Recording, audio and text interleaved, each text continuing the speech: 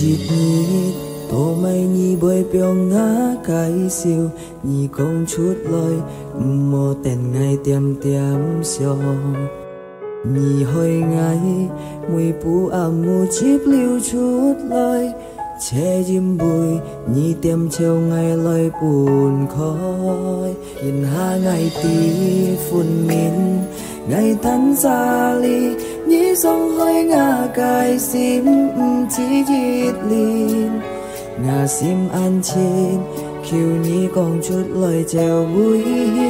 liêu xa bơi buồn khói hé chim bụi mai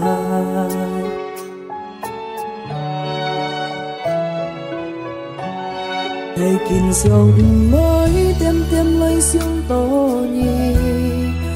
an hé nhớ nhìn chỉ kín sông hơi ngã xin nhì gieo chút khí nhì mò công tiền chốn liêu xa âm hồ cái cú xin nhì theo lo sáng ăn chăng nghe han thùng xin ngày kín ha phun min ngày tuy nhì thật lo xin nhì biong hết ngày mu chip liu tên ha ông xã buồn khói mê ngày oi ca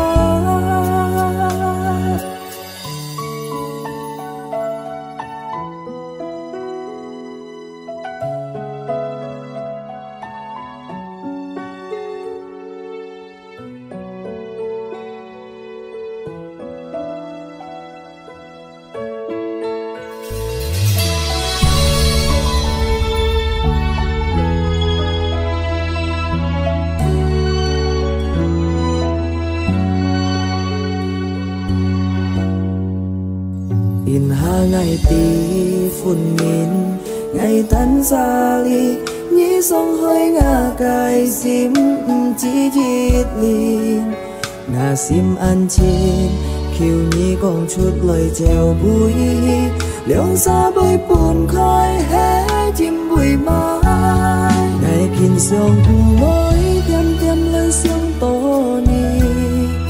tàn hé nhớ nhìn chỉ kín sông hơi ngã xin nhị gieo chút khí nhị mò công tiền chốn liêu xa âm hồ cái cú xin nhị theo lo sáng ăn chăng nghe han thùng xin ngày kín ha phun min ngày tuy nhị thật lo xin